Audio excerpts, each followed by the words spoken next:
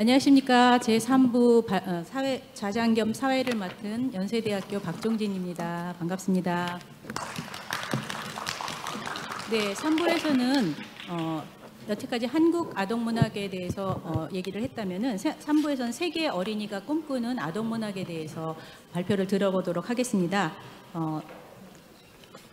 여러분께서는 지금 그 일본과 대만에서 오신 선생님께서 영어로 발표를 하실 겁니다. 여러분은 통역기를 통해서 채널 1으로 한국어 동시 통역을 들어주시면 될 것 같습니다. 자, 첫 번째 그 발표를 시작하겠습니다. 첫 번째는 일본에서 오신 사토 모토코 선생님을 모시겠습니다.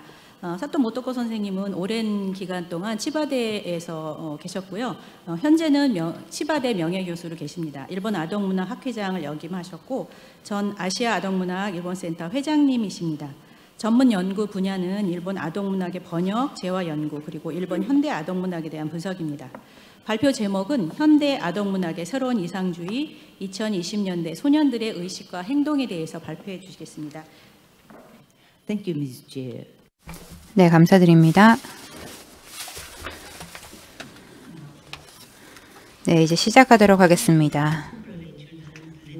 네, 현대 아동문학이 60년대 시작된 이후로 특히나 주인공들은 학교와 또 사회에서 직면하는 문제를 해결하는 내용에 대해서 경향이 있었습니다. 하지만 80년대에 들어서 사회적인 상황이 변화했죠. 그리고 이상주의는 점차 사라지기 시작했습니다. 하지만 20년대에 들어와서 새로운 유형의 작품이 다시 한번 일어나기 시작했는데요. 어떤 소년이 젠더 문제를 인식하게 되면서 어떤 행동을 취하게 되는 것이죠. 그리고 자신이 이러한 문제와 직접적인 관련이 없는데도 불구하고 나서는 그런 이야기들이 많아졌습니다. 그래서 저는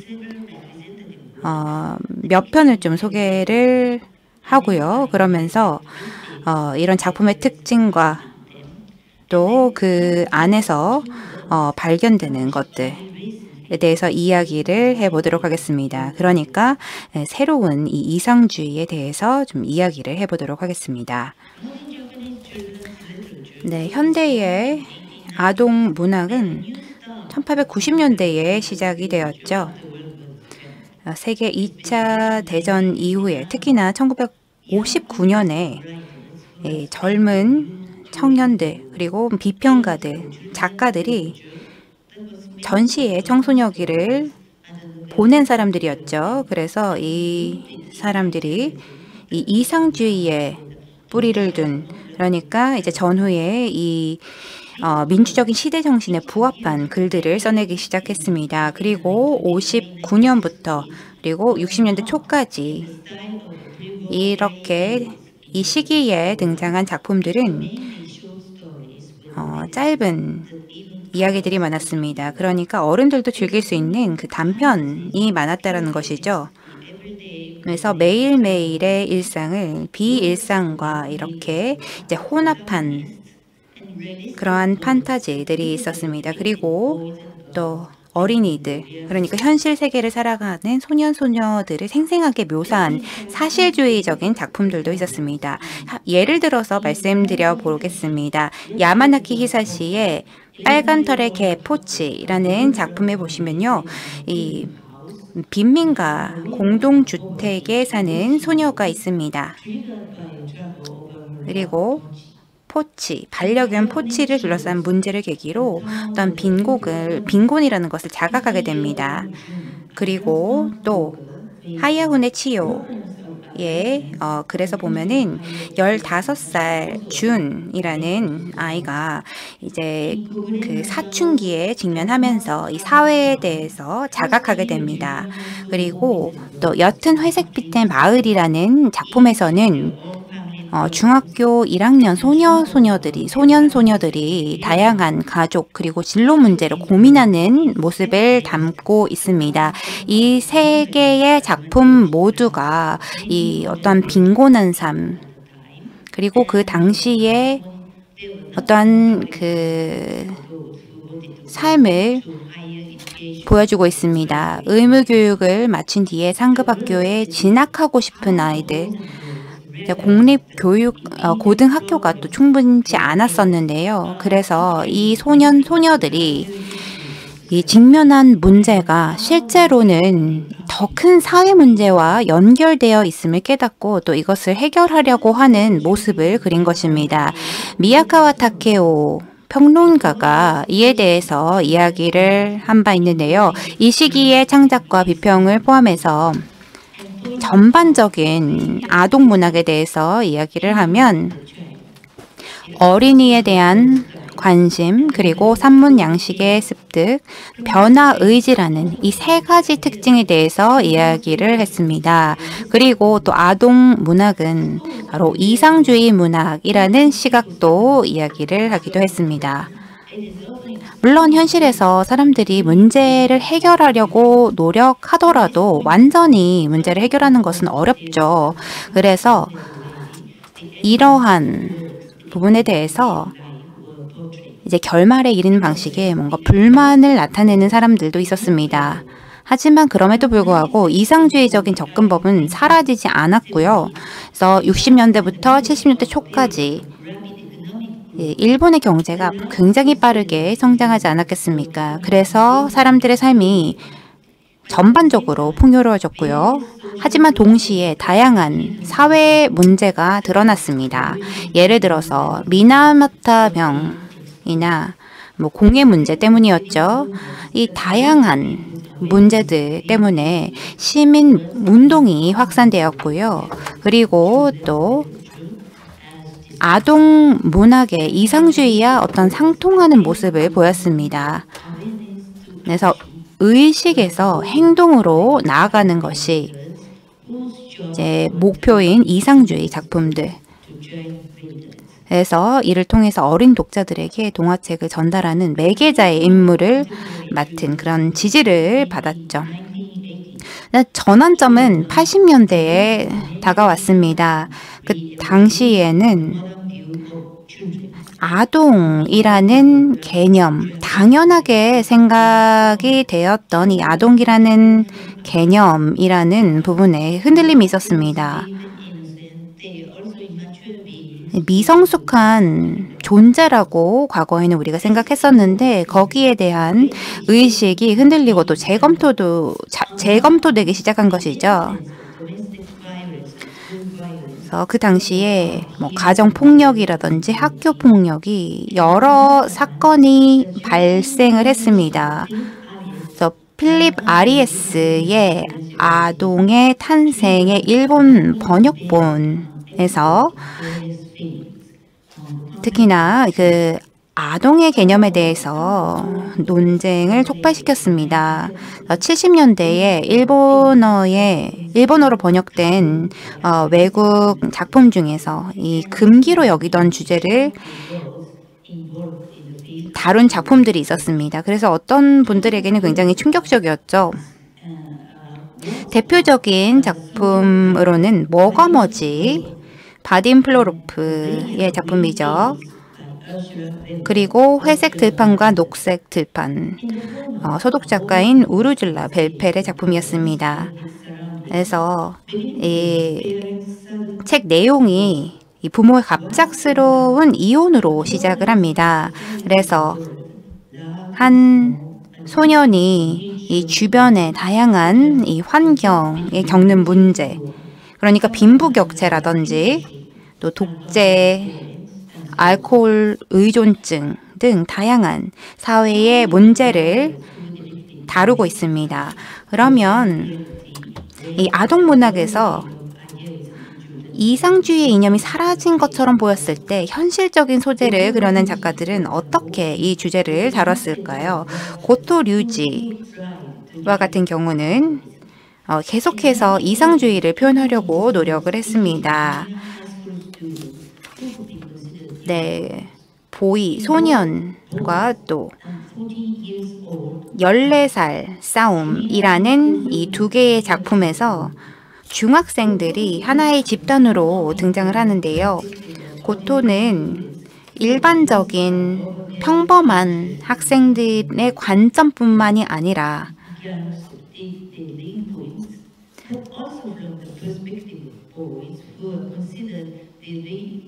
그러니까 이제 비행 청소년이라든지 굉장히 복잡한 상황에 처한 비행 청소년들에 대해서도 그려냈습니다. 그래서 다각도로 이 10대 청소년들의 상황을 그려내고 있었는데요. 결국 그 스토리는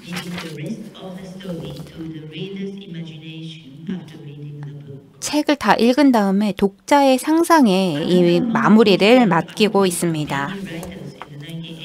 그리고 80년대에 많은 작가들이 또 이러한 경향을 채택했습니다. 1인칭 시점의 짧은 이야기로 체인 스토리라고 이제 말할 수 있는 소위 그 체인 스토리라고 하는 선택을 했는데요. 그래서 이제 작은 침대라는 작품에서 어린이 병동을 배경으로 하고 있는 이야기였습니다. 그래서 의사인 청년이 있었고요. 그리고 또 아이들, 아픈 아이들이 있었습니다. 그래서 이 아이들이 마음에 품고 있는 마음이 건강한 아이들이 신체도 건강하다라는 그런 고정관념을 깨트리고 있습니다. 그리고 가토타이치의 초원에서 나와 송아지의 땅이라는 이야기는 호카이도 낙농가의 배경으로 하고 있습니다. 그래서 이 소년이 이 홋카이도 지역에서 마주한 그런 그 사회적인 문제에 대해서 어린아이의 눈으로 바라보고 있습니다. 그래서 이러한 그 소소하고 또 친숙한 개인적인 문제를 이 사회적으로 담아내는 것이죠. 그래서 해결책은 사실 굉장히 어렵습니다. 문제 해결의 가능성도 굉장히 어렵고 독자들은 오히려 그냥 중얼거리는 그런 역할을 했습니다. 주인공들은요, 독자에게. 그리고 2000년대에 들어서는 좀 주제가 달라지는 것들을 볼 수 있는데요. 그래서 몇몇 작품에서 다루어진 이슈를 좀 말씀드리려고 합니다. 2000년이었는데요. 우오즈미 나오코의 코끼리의 춤이라는 작품이 출간이 되었습니다. 여기서 주인공 미스미와 같은 경우는 부모님들이 완전한 일 중독자였습니다. 그리고 미스미는 그냥 방치했죠. 그리고 하루는 미스미가 이 태국에서 이 불법 체류 온 그 불법 체류자 소녀인 추안사이를 만나게 됩니다. 그리고 미스미는 이 소녀를 도우려고 위험한 행동을 하게 됩니다. 그리고 세계의 별이라는 작품에서도 이제 부모 자녀 사이의 문제를 여러 가지 방법으로 그려내고 있는데요. 3명의 소녀가 주인공입니다. 그리고 이들은 완전히 다른 그 방식으로 살아가는데요. 부모들의 방임이나 유기 그리고 과잉 개입 이 3가지의 다른 방식으로 묘사되고 있습니다.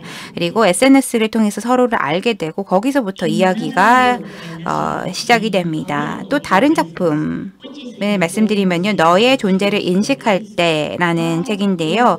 이 책은 중2의 5명의 소녀가 다양한 난독증이라든지 쓰기장애, 섭식장애, 그리고 과민증 여러 가지 이제 이런 문제들로 힘들어하는 이야기를 나타내고 있습니다. 나시아 아리에가 다른 겉으로는 쉽게 식별되지 않는 이런 장애들에 대해서 다루고 있고요. 그리고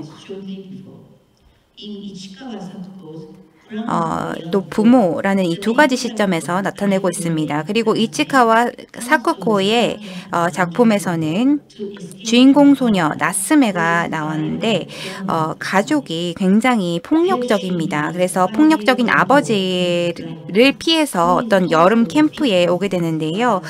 거기서 또 라이타라는 5살 소년을 만나게 되는데 아버지의 폭력에서 또 피해온 그런 아이입니다.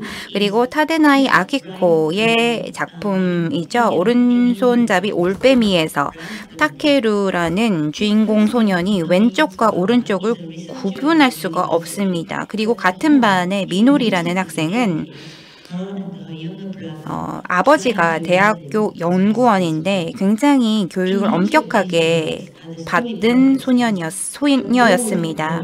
그래서 이 각각 작품에서 보면 소녀들이 다양한 장애와 그리고 가족 문제를 인식하고 또 문제를 해결하고 돌파구를 찾기 위해서 노력합니다.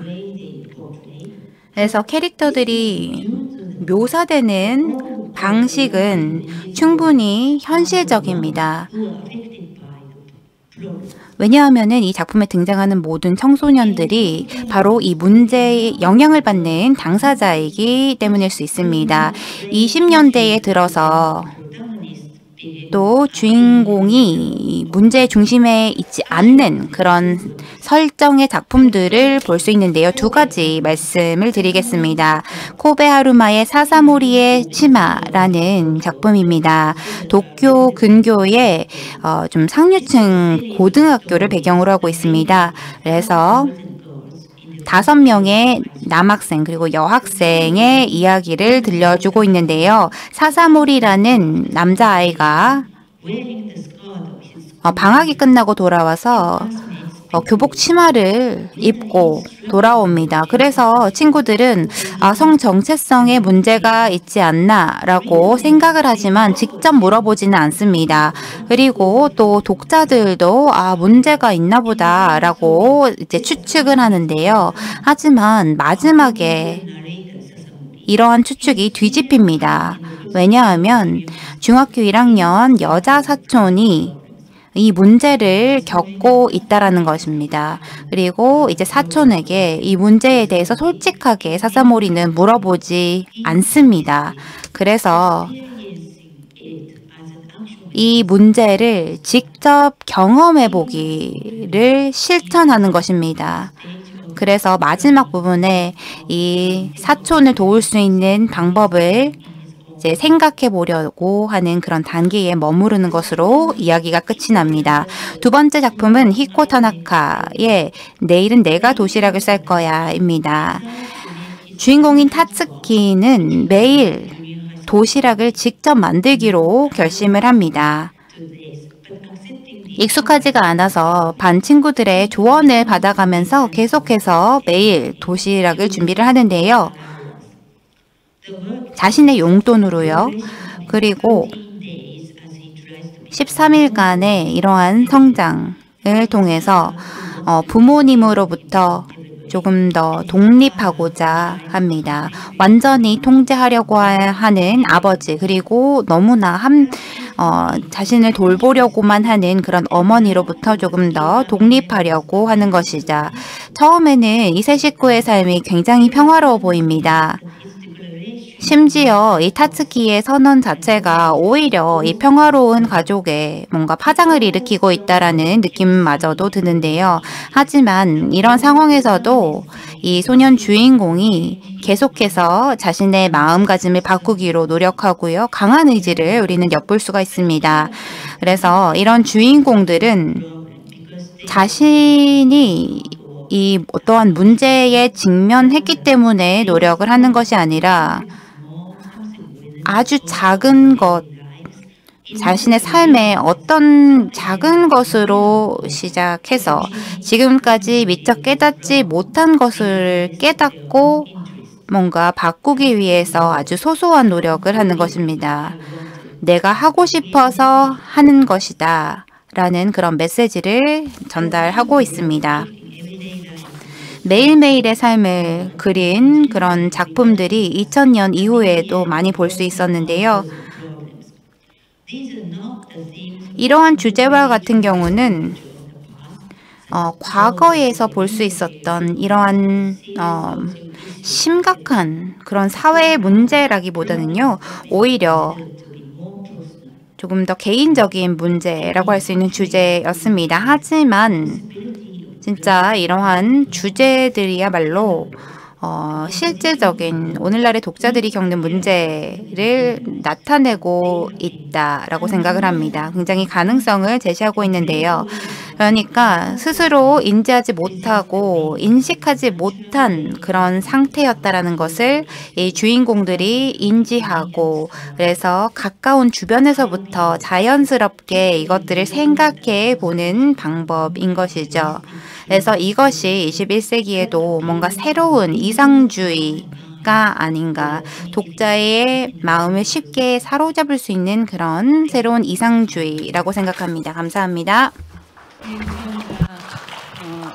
사토 선생님은 제가 대학원 때 그 은사이시기도 하고요. 그때 읽었던 작품들도 말씀을 해주셔가지고 굉장히 흥미롭게 들었습니다. 1960년대 일본 현대 아동문학 작품과 중심 주제를 말씀해 주셨고요. 그다음에 2000년대 이후에 현대 아동문학에서 찾아볼 수 있는 이상주의 작품들, 그리고 그 의미와 가능성에 대해서 말씀해 주셨습니다.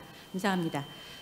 이어서 한국의 권영래 교수님의 발표를 듣겠습니다. 권영래 교수님은 용인대학교 교수님이시고요. 한국열상고전연구회 학회장이시면서 용인대 아시아문화연구소 소장이시기도 합니다. 그리고 한국과 세계의 고전문학을 폭넓게 연구를 하고 계십니다. 오늘 발표 주제는 호머 헐버트가 1925년에 발간한 마법사 엄지를 통해 보는 영역 한국 설화집의 의의에 대해서 말씀해 주시겠습니다. 발표 부탁드리겠습니다. 네, 안녕하세요. 예, 방금 소개받은 권영래입니다. 예, 세계 방정환 학술대회에서 발표하게 되어서 기쁘고 영광스럽게 생각합니다. 저는 호머 헐버트가 1925년에 발표한 마법사 엄지라는 책을 가지고 영역 한국 설화집 또는 한국 동화집에 대해서 발표를 준비했습니다. 근대 한국의 설화 또는 동화는 1890년을 전후해서 서양인들, 그리고 일본인들, 그리고 한국인들, 이런 순서 또 이런 세 주체가 죄송합니다. 세 주체가 그것을 조사 출판하기 시작했습니다. 서양인은 호레이스 알렌이 1889년에 미국에서 잠깐 있을 때 코리안 테일즈를 발표하면서 한국의 문화를 알려주려는 이런 시도에서 시작되었고요. 그 뒤에 한 7, 8, 9, 한 그 정도에서 미국인, 캐나다인, 러시아인 등이 한국의 설화 또는 동화책으로 발간했습니다.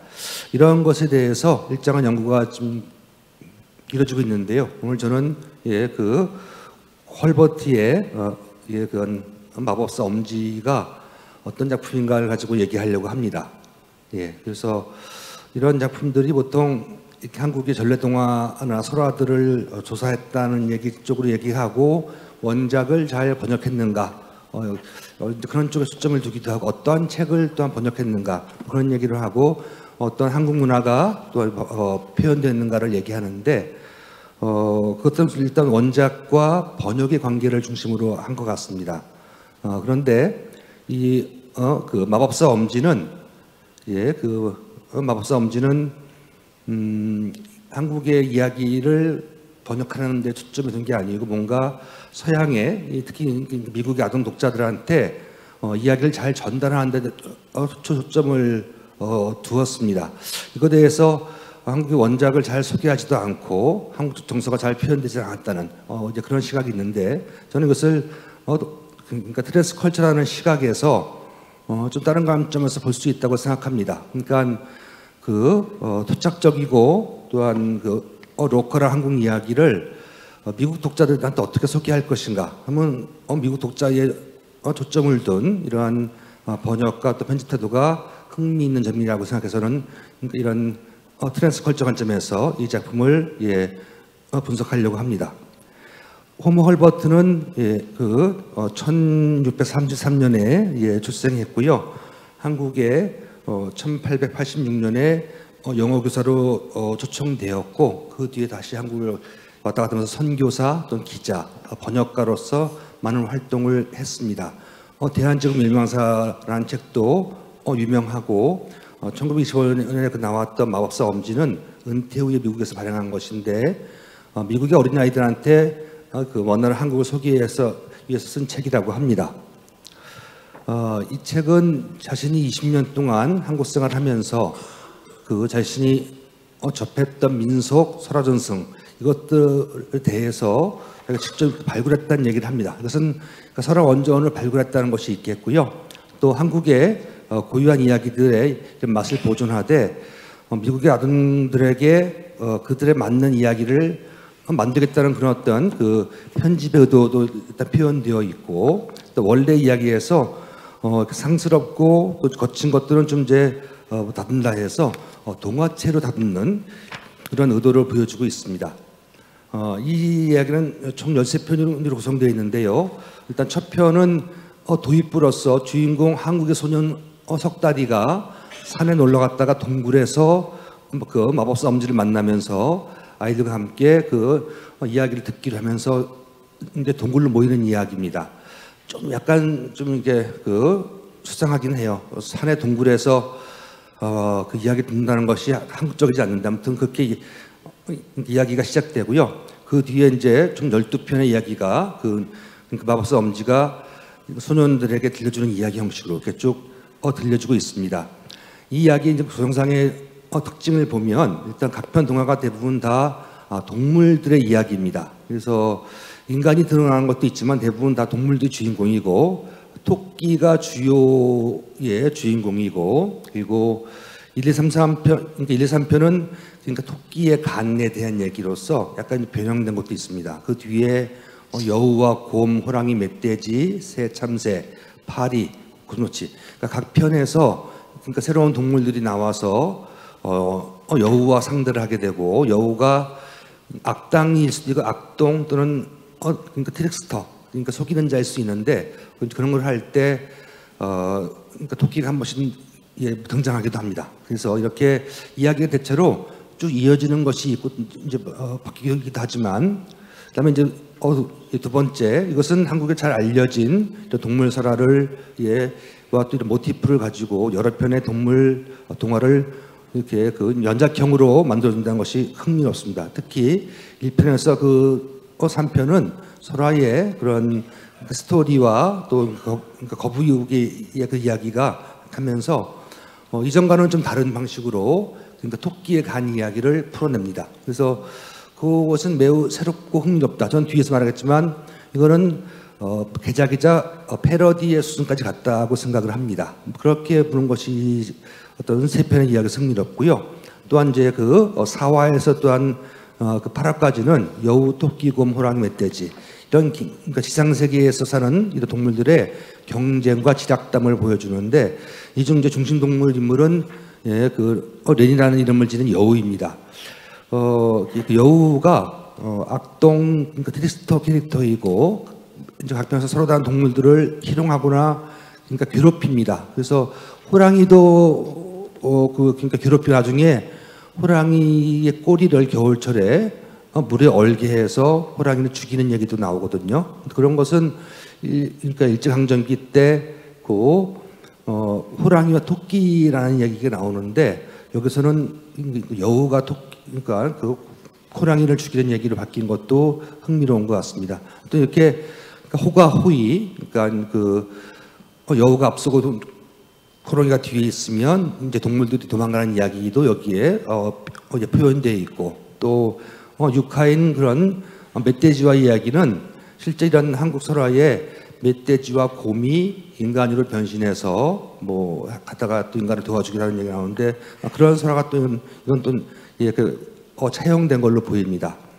8화는 요건 이제 토끼가 거북당 등과 이제 공모해서 여우를 쫓아내는 이야기는 마치 그것은 호랑이와 그 팥죽 할머니 같이 이렇게 여러 동물들이 이렇게 힘을 모아서 호랑이를 물리치는 얘기거든요. 그런 얘기들이 다 뭔가 그러니까 모티프가 잘 결합되면서 결국은 여우와 토끼까지 이어지는 그런 얘기라고 할 수 있겠습니다. 그리고 그런 것이 있고요. 그다음에 이제 그 세 번째, 이제 그 뒤에 한 10화, 11화에서는 인간을 돕는 도깨비와 새 이야기가 표현되어 있는데, 이것은 또 그 흥부와 놀부, 그리고 이제 콩쥐팥쥐 이런 모티브를 또 약간 변형시켜서 도깨비와 새가 인간을 도와주는 그런 원조담 또 이런 보온담을 표현하는 것이 있습니다. 그리고 맨 끝에서는 소화, 그러니까 해학적인 이야기를 첨부함으로써 또 한국 이야기를 또 그 본질을 잘 아는 것 같은 그런 느낌을 보여줍니다. 저는 이런 구성상의 특징에서 뭐 연결되는 것이기도 합니다만, 그러니까 서양의 이런 동화의 시각에서 아니면 서양의 그런 이야기의 관습을 한국의 이야기에 결합시키면서, 그러니까 이것을 저는 트랜스컬처의 시각에서 동화의 스토리텔링이라고 이해했습니다.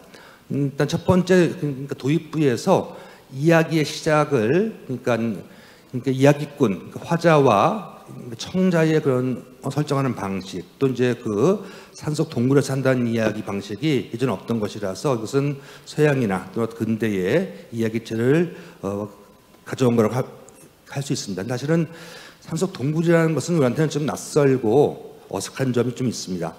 두 번째, 토끼, 여우, 곰, 호랑이, 멧돼지, 고슴도치 등 이런 육상 동물의 주인공들에게 서양식 인물을 서양식 이름을 부여한 것. 그러니까 토끼에 관해서는 동물들한테는 그 이름이 없는데 육상 동물들부터는 이제 다 레인이부터 해서 다 이름을 부여합니다. 물론 이것은 한국식도 아니고 미국식이라고 얘기할 수 있겠죠. 이것이 일단 동화, 그러니까 민담이 아닌 동화로서의 특징을 보이는 시작점이라고 얘기할 수 있을 것입니다. 그 다음에 동물담을 중심으로 민담을 편집하고 이야기를 변주합니다. 그러니까 마법사 엄지는 전체적으로 하나의 세계관으로 엮어진 연작형 소설이라고 얘기할 수 있습니다. 특히 1편에서 3화는 토끼의 간, 그러니까 용왕의 간 이야기를 재해석한 것인데, 이것은 오래된 이야기이기도 합니다. 그래서 현재 토끼가 새로운 방식으로 뒤에 그러니까 식물로 된 특효약인 토끼의 간이라는 그 약을 발견을 해요. 그래서 그 약을 가지고 용궁에 가서 용궁의 공주를 치료해 줍니다. 그러니까 토끼가 그러니까 뭐 거북이가 뭘 속이거나 또 토끼를 죽인 것도 아니고, 그래서 서로 속이고 속인 게 아니라 새로운 약을, 식물 약을 구해서 공주의 병을 구해주는 얘기는 새로운 발상이라고 생각합니다. 첫 번째 이제 그러니까 토끼를 못 잡은 거북이는 용궁에서 추방되었는데 이 일로 다시 용궁에 복귀합니다. 그리고 뒤에 육상에 간 토끼가 여우한테 잡혀 죽을 뻔했을 때 이때 이제 거북이가 와서 토끼의 목숨을 구해줘요. 그리고 용궁에서 가져온 진주를 토끼에게 줌으로써 토끼가 부자가 됩니다. 그러니까 엉뚱한 것 같지만 사실은 다 한국적 이야기가 여기는 다 이어진 것도 있고, 특히 이런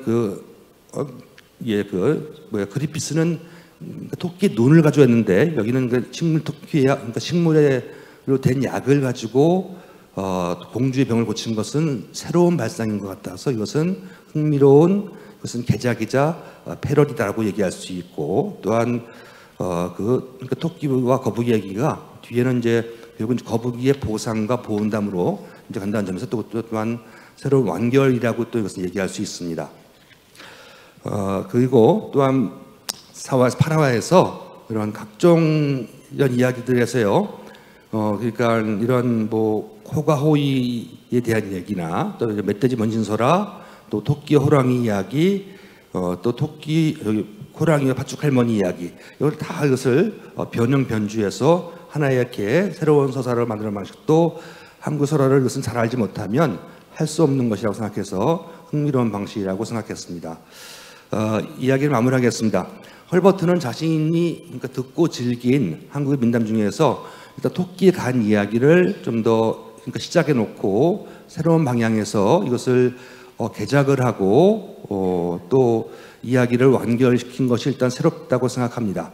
또한 서양에서 유행하던 동화 작법을 수용해서 한국의 서사를 새롭게 변주한 것도 새로운 방식의 한국 설화 동화집의 편찬 방식이라고 생각합니다. 또한 한국에 잘 알려진 동물 설화와 이런 모티브를 활용해서 연작형 동물의 동화를 또한 엮어낸 것도 특징이고, 특히 토끼에 관한 이런 재해석은 패러디 수준으로 민담을 새롭게 해석한 면모를 보여준다고 생각합니다. 이상 발표를 마치겠습니다. 네, 고맙습니다. 네, 감사합니다. 그 한국 설화를 서양학자가 어떻게 보고 재해석하고 그다음에 재구성했는가를 얘기해 주셨고요. 친숙한 이야기인데 낯선 요소가 들어가서 새로운 이야기로 들리는 것이 굉장히 흥미로웠습니다. 자, 3번 마지막 발표 순서입니다. 대만의 천휘진 교수님의 발표를 들어볼 건데요. 천휘진 교수님은 푸린대학의 중문과 교수님으로 중화민국 아동문학학회 편집장이신데 현재 아동 그림책 작가이시면서 그림책 연구가이시기도 합니다. 오늘 발표해 주실 주제는 대만 그림책의 발전 과정과 현대적 경향에 대해서 말씀해 주시겠습니다. 발표 부탁드리겠습니다. 이분도 영어로 하실 거기 때문에 통역기를 통해서 들어주시면 감사하겠습니다. Thank you. 안녕하십니까. 천위진입니다. 대만에서 왔습니다. 오늘 이렇게 여러분과 함께 또 제 논문에 대해서 이야기를 하게 되어서 굉장히 기쁩니다. 대만 그림책의 발전 과정과 현대적 경향에 대해서 오늘 말씀해 드리도록 하겠습니다. 대만의 그림책과 같은 경우는 처음부터 아동문학의 형식으로 인정받게 된 것은 아니고요. 19세기부터 시작이 되었습니다. 대만의 그림책의 발전과 같은 경우는 국가의 정치적, 경제적 그리고 교육적인 지형도와 밀접한 관계를 이루는데요. 특히나 이제 4개의 단계로 범주화할 수 있습니다. 첫 번째와 같은 경우는 제2차 세계대전 이후부터 급성장기 이전까지라서 45년부터 63년까지입니다. 그래서 이 당시에 보면 대만의 계엄령이 선포가 되었고요. 그리고 세계 2차 대전 이후에 경제가 회복이 되었습니다. 그 당시에 이제 흑백으로 아동 도서가 이제 인쇄가 되었고 채색 사파만 제외하고 흑백으로 인쇄가 되었습니다. 그래서 56년에 어린이를 위한 이야기 모음집이라는 책이 대표적이고요. 유와 순의 이야기, 그리고 우랑직녀, 붉은 단심, 난투 여신의 천국과 같은 이야기들이 있습니다. 이러한 이야기들은 중국 전통 설화를 바탕으로 하고 있지만 이 나머지 두 이야기는 또한 그 각세간 실화로서 교육적인 가치를 전달하고 있습니다. 57년에 삼촌의 사진이라는 책이 초등학생의 중국어 향상을 위한 독서 목록에 포함이 되었는데요. 여기서 흥미로운 점이 바로 이제 작가와 또 사파가의 이름이 표지에 등장하지 않았다라는 것입니다. 그리고 이제 저작권 면에만 포함이 되어 있었습니다. 따라서 그 당시에는 아동 도서 작가와 사파가에 대한 인식이 낮았다는 점을 보여주는 것입니다. 그리고 두 번째입니다. 경제 급성장기부터 계엄령 해제 이전까지죠. 그래서 64년부터 86년까지였습니다. 60년대에 대만은 굉장히 빠른 경제 성장을 이루었습니다. 링량이 쓰고 또 자오비가 그린 작품이죠. 커다란 수탉이 갖고 싶어 라는 작품 1965년에 발표가 되었습니다. 네, 중국 동화책 시리즈로 출간이 되었는데요. 많은 사파가와 작가들이 1910년대부터 40년대 사이에 태어났습니다. 그리고 이제 중국 본토로부터 또 이제 대만으로 이주를 했던 사람들이고요. 일부는 교사였고 또 일부는 교육이나 혹은 출판계에 몸담고 있던 사람들이었습니다. 10명의 형제들이라는 책이 있는데요. 68년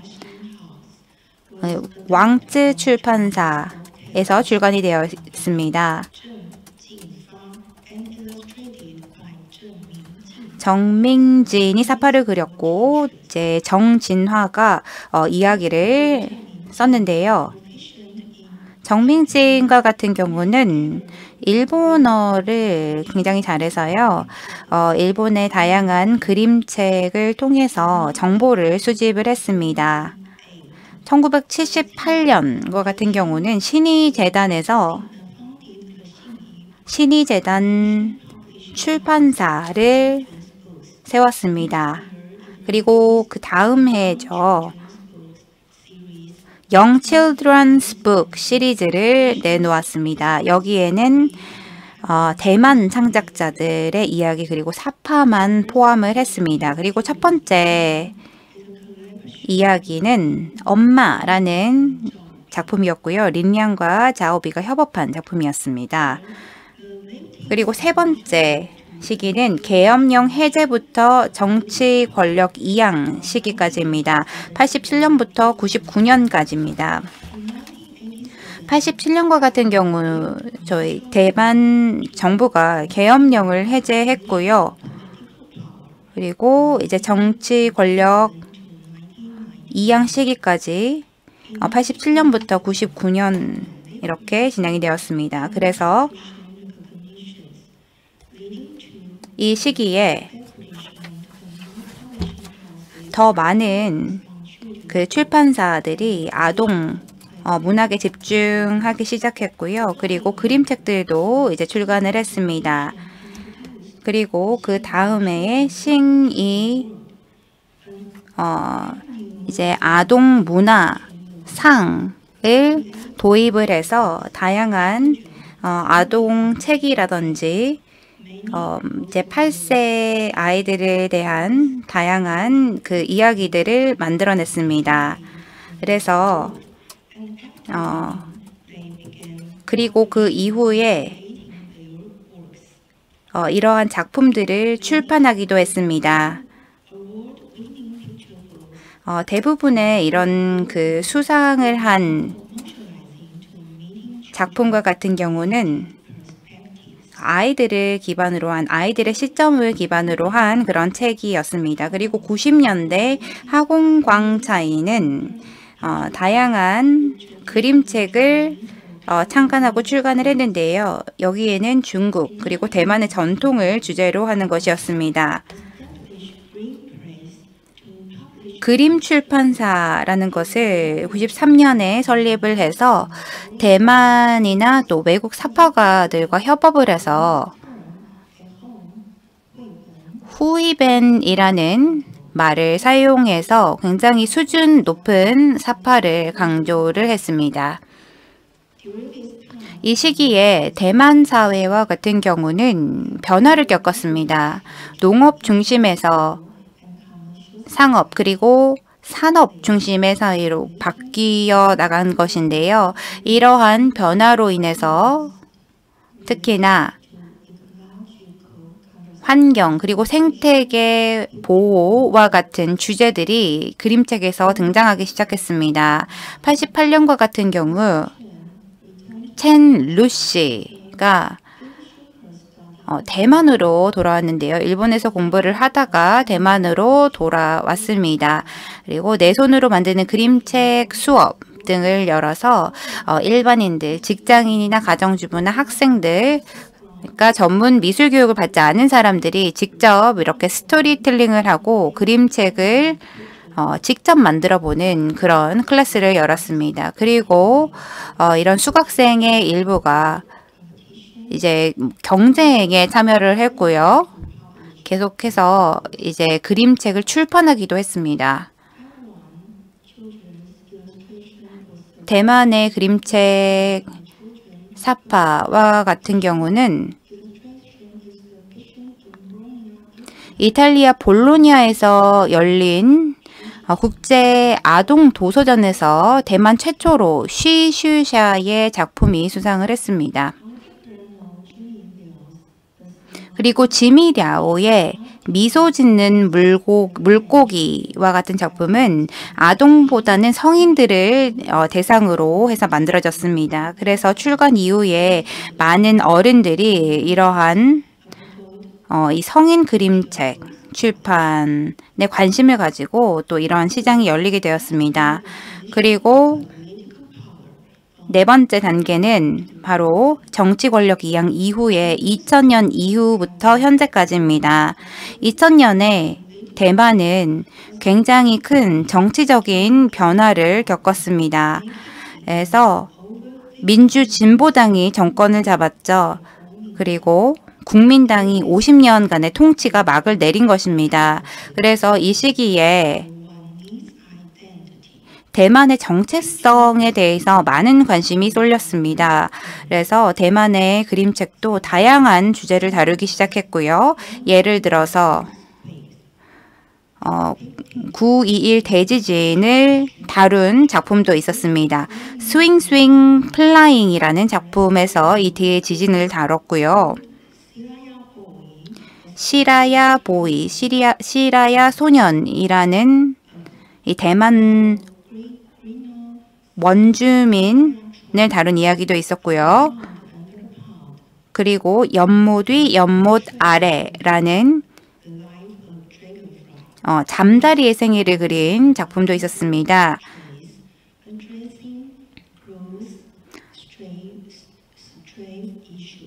그리고 또 사자 요새의 마지막 경비대, 또한 희망의 바이올린과 같은 작품들도 있었는데요. 테러 가해자의 인생의 이야기를 통해서 인권을 논하는 것이죠. 그리고 또 해외 이민 노동자를 다룬 엄마 엠마라는 작품도 있습니다. 대만의 방언으로 쓰인 여름날도 굉장히 주목할 만한 예라고 생각이 드는데요. 이 시기에 70년대생부터 90년대생까지 많은 작가들이 이러한 그림책 창작에 뛰어들었습니다. 그래서 독자적인 이야기를 쓴 것이죠.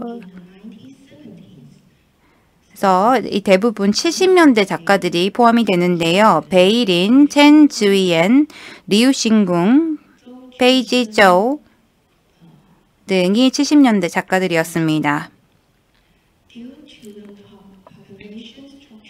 이 대만의 인구 구조 때문에 그림책의 출판 비용이 상대적으로 높습니다. 그 결과 많은 출판사와 같은 경우는 대부분 번역된 그림책을 펴내서 비용을 절감하고자 합니다. 최근에 몇 년 동안 출산율이 감소했는데요. 그래서 3C 제품, 컴퓨터 통신, 소비자 전자제품의 인기가 높아지면서 그림책 출판의 규모가 줄어들고 출판 비용은 더욱더 증가했습니다. 그래서 이러한 상황 때문에 대만 그림 작가들이 기회의 문이 더 좁아졌다고 할 수 있습니다. 감사합니다. 우리나라에 아직 많이 번역되지 않아서 조금 낯설기는 하는데 마지막에 그 부분이 좀 가슴이 아팠습니다. 그림책 출판 규모가 줄어들고 그림책 작가가 기회가 좁아졌다, 기회의 문이 좁아졌다라는 말이 좀 가슴이 아팠는데요. 앞으로 번역과 출판이 활발하게 돼가지고 우리나라와도 활발하게 교류가 일어났으면 좋겠습니다. 자, 그러면은 저희가 박정혜 선생님과 권혜영 선생님을 모시고 질의 토론을 하겠습니다. 그때 사토 선생님의 일본어를 해주실 오타키 선생님, 그리고 권혜영 선생님이 천유진 선생님의 대만어를 도와주시겠습니다. 올라오셔가지고 네, 올라오세요.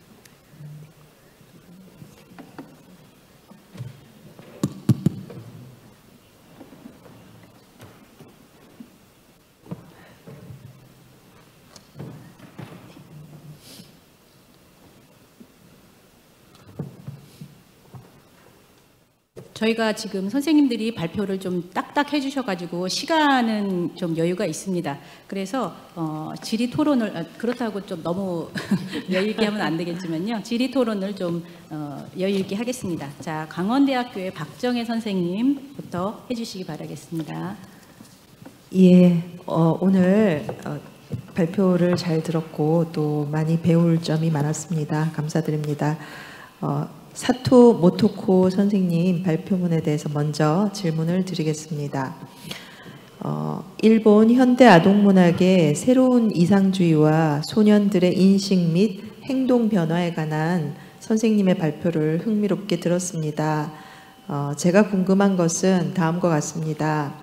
개인적인 것이 가장 정치적인 것, The personal is the political 이라는 명제도 있습니다만 개인적인 고민과 문제를 주제로 삼고 일상의 범위 안에 있는 것부터 시작해 행동을 취하는 2020년대 소년들에 관한 새로운 이상주의 아동문학, 시사하는 바가 크고 이것이 또 나름대로 힘이 있다는 것을 알겠지만 사회 전반의 변화를 이끌어내기 위해서는 좀 그런 개인적인 혹은 내적인 그런 각성을 좀 조직적으로 묶어내는 연대라든지 구체적인 접근 방식이 필요하다고 생각이 드는데요. 어떻게 그 사회 전반적인 변화를 이끌어내는 그런 구체적인 연대의 방법이 개인들을 묶는 그런 연대의 방법이 필요할까 질문을 드리고 싶습니다. 그리고 권형래 선생님 발표문에 대해서도 질문을 드리겠습니다. 호머 헐버트는 정말 존경스러운 그런 외국인이지만 우리나라가 정말 어려울 때 많은 도움을 주신 그런 분이신데요. 이 호머 헐버트의 영역 한국 동화집 마법사 엄지는 제가 읽어보지는 못했습니다. 네, 선생님의 발표문 덕분에 대강 알게 됐습니다. 그 구토지설 토끼에 관의 원형은 사실 그 인도의 경전 자타카의 원숭이 왕과 악어이고 한국에서는 삼국사기 김유신 열전의 토끼와 거북이 버전으로 바뀌어서 나타났지요. 그 이후에 별주부전, 또 수군가 등등으로 다양하게 변형, 전승되어 왔습니다. 저는 그 선생님의 발표문을 읽으면서 이런 생각이 들었습니다. 호머 헐버트가 당시 서양의 아동 독자들에게 선풍적 인기를 끌었던 두 시리즈, 1900년에 출간된 그 미국의 판타지 동화 오즈의 마법사, Wizard of Oz라는 이 것이 엄지 더 위즐드하고 좀 연관되는 부분이 느껴졌고요.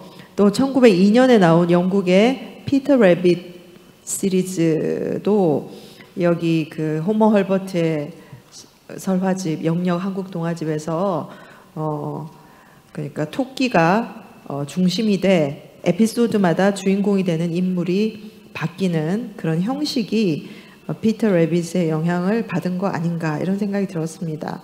그래서 서양의 그 어린이 독자들에게 좀 더 친숙하게 다가가기 위해서 당시에 굉장히 인기가 있었던 이 작품을 좀 두 작품의 영향을 받지 않았을까 이런 생각이 좀 들었거든요. 이에 대한 선생님의 생각을 듣고 싶습니다. 감사합니다. 네, 토론 감사합니다.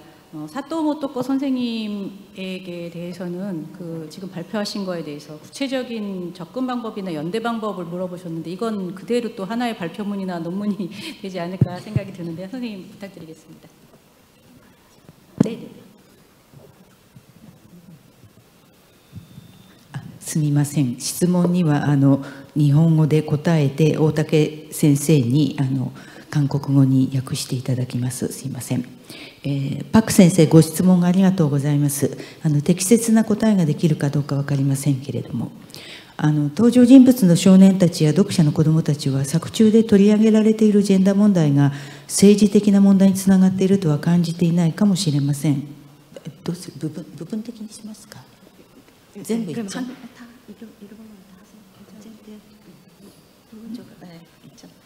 적절한 대답을 할 수 있는지 모르겠지만은요. 등장인 작품에 속에 나오는 등장인물이 소년들이나 독자의 어린이들이 그 작품중에서 나와 있는 젠더 문제가 전체적인 문제까지 이루어져 있다는 것까지는 못 느끼는 것으로 못 느낄 수도 있습니다.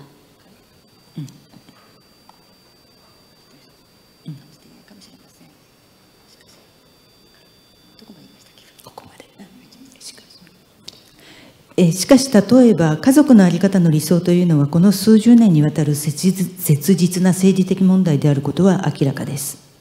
그러나 예를 들면 그 가족이라는 그 틀에 대해서 그 가족에 대한 그 이상형이라는 것은 이제까지 그 수십 년 동안 일본에서는 아주 절실한 정치적인 문제였다는 것은 분명합니다. 例えば日本では法律的に結婚するには2人のうちどちらか1つの性に統一しなければなりません。極めて保守的な立場の人々は1つの家族はみんなが同じ性であるのが当たり前、複数の性があると家族は破綻すると言い張ってきました。新しく就任した石破首相も自分の立場を守るため以前の容認論を引っ込めてしまいました。 예를 들면은 일본에서는 법률적으로 결혼하려면은 그 두 남녀의 두 사람 중에서 하나 그 선이요 그 따로따로 있는 선을 하나로 동의를 해야 됩니다. 그래서 극격히 보수적인 사람은 하나의 한 가족이 모두가 같은 선으로 되어 있는 것이 당연하고 거기에 그 한국처럼 그 복수의 그 선이 있다면은 그 가족은 파탄이 된다고 라고 일본에서는 주장해 왔습니다. 그래서 그 이번에 새로 그 수산이 된 이시바 수산도 수산이 되기 전까지는 일단 따로따로 부부가 손을 따로따로 가져도 괜찮다고 수산 되기 전까지는 주장해서는 의견을 가지고 있었는데요. 수산이 되자마자 그 수산의 그 입장이 있기 때문에 자기가 그렇게 따로따로 해도 된다는 의견을 입 다물어 있습니다. 지금은.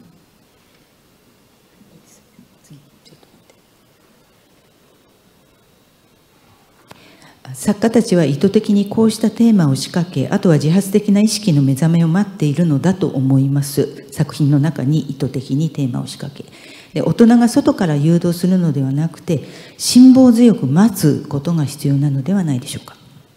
작가들은 의도적으로 이러한 테마 주제를 설치해 놓고 나머지는 독자들이 자발적인 의식을 깨달음을 기다리고 있다고 생각합니다.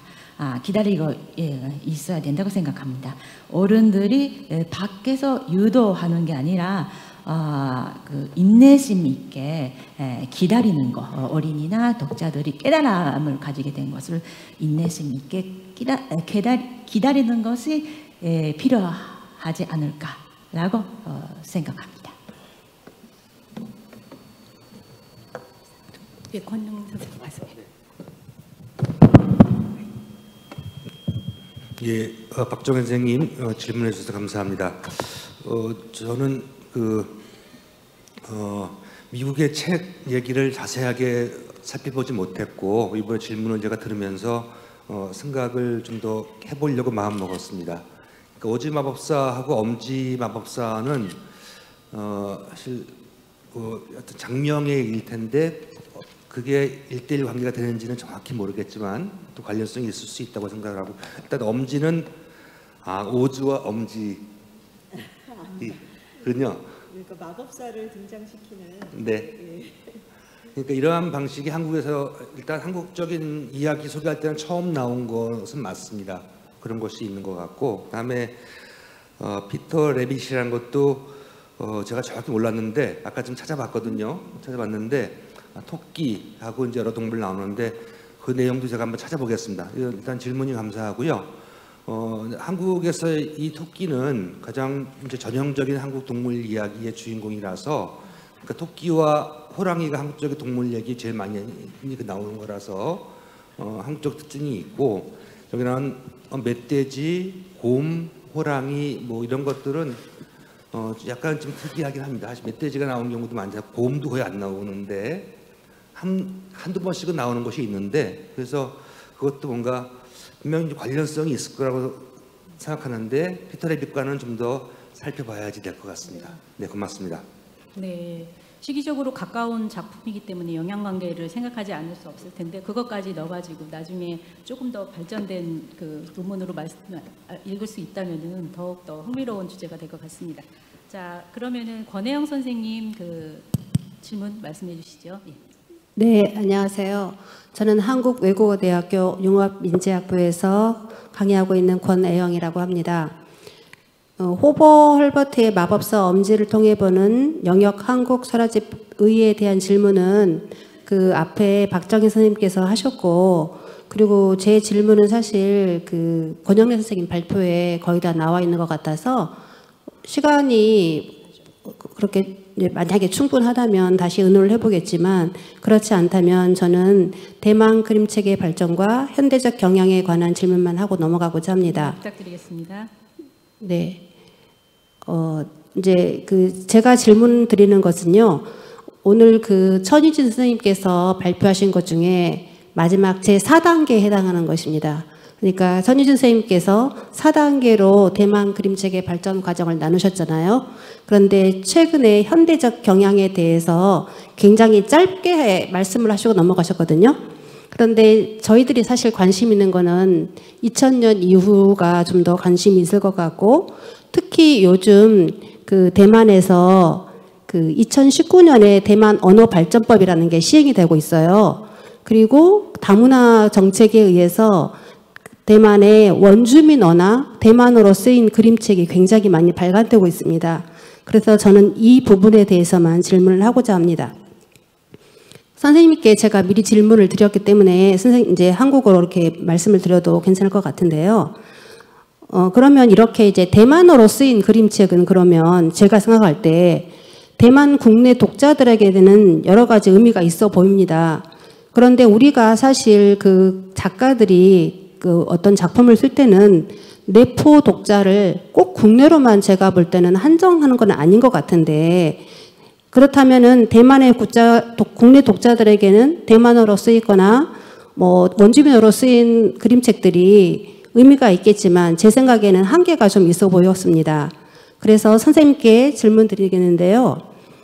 그림책 작가들이 상정한 내포 독자가 과연 대만인에만 한정된 것인가 하는 것이고요. 첫 번째. 그리고 두 번째는 그렇다면 결국 대만어로 쓰여진 그림책과 원주민어로 쓰여진 그림책이 지향하는 바는 도대체 무엇인가에 관한 질문입니다. 그리고 마지막으로 이 그림책을 읽는 독자와 독서 시장의 반응도 같이 말씀해 주시면 고맙겠습니다. I will reply in Mandarin. 啊 OK， 好，谢谢全老师的问题。那台湾是一个多语言的岛屿。好，台湾可能很少人会知道，台湾的原住民是属于南岛语系。那南岛语系呢，目前在台湾有16个族，然后有42种语言。那除此之外，多数的讲华语，就是讲中文的，又可以分成闽南语的、客家语的，还有闽东，也就是马祖语。好，所以语言跟文化是非常的多元。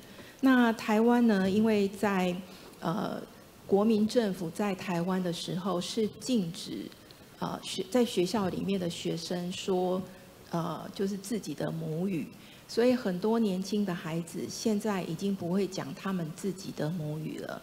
那政府呢，就是为了希望各个族群都能够文化能够做平等的对待，所以后来就有制定法令，那鼓励大家讲母语。然后全老师的问题哈，关于就是出版的对象，出版社呢确实是为台湾的孩子们制作的，但是他们在印出母语的同时，他也会放中文的部分，所以其实多数的台湾的孩子可以看得懂。那当然，他们也认为说出版一本书，好，那当然虽然目的是为台湾的孩子，可是基本上目标还是希望它是一本好的书。那出版社的编辑也发现说，作者他们用他们的母语在写作的时候，比较能够表现出他们对事情的一个感受。好，以上。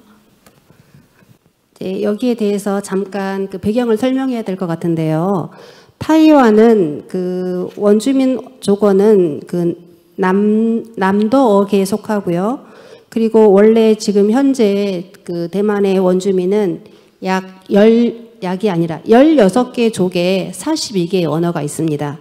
그리고 거기에 또 타이완의 그 국민당이 들어오면서 중국어를 사용하게 했기 때문에 중국어가 사용되고 있고, 또 이걸 대만의 중국어라고 말할 수 있죠.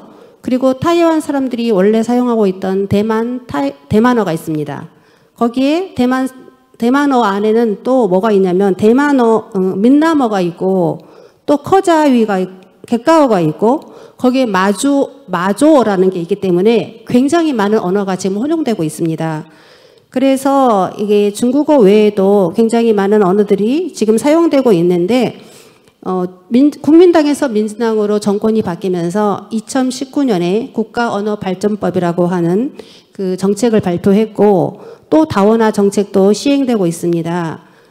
그래서 이 정부에서는 어떻게 생각하고 있냐면, 이 언어라고 하는 것이 사용되지 않으면 잃어버리게 되잖아요.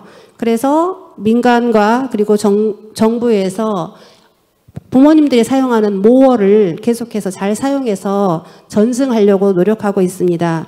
그러면 제가 그 질문한 것 중에서 대만인들에 한해서 내부 독자를 설정한 것인가 라고 질문을 드렸는데, 네, 맞다고 합니다.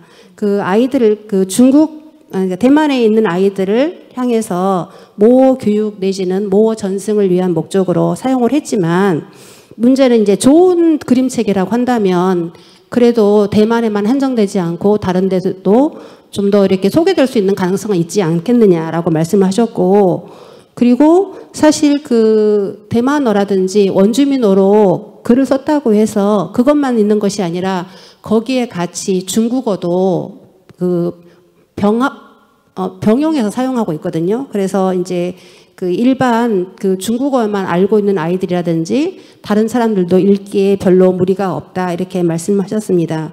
그리고 앞으로 이런 그 모어를 사용한 그림책은 더욱더 늘어날 것이다, 이렇게 전망을 하고 계십니다. 네, 감사합니다. 지금 시간에 대해서 좀 방심을 했더니 금방 시간이 지나가 버렸습니다. 자세한 이야기는 조금 더 나중에 개인적으로 여쭤보기로 하고요. 세계 아동문학의 양상과 고민에 대해서 들어봤고, 그리고 한국 아동문학과의 교류 가능성에 대해서 우리가 들을 수 있었던 시간입니다. 한 분 한 분 2시간 정도씩 특강을 듣고 싶은 마음인데 아쉬운 마음을 접으면서 3부 연구 발표는 여기서 마치도록 하겠습니다. 감사합니다. 고생하셨습니다.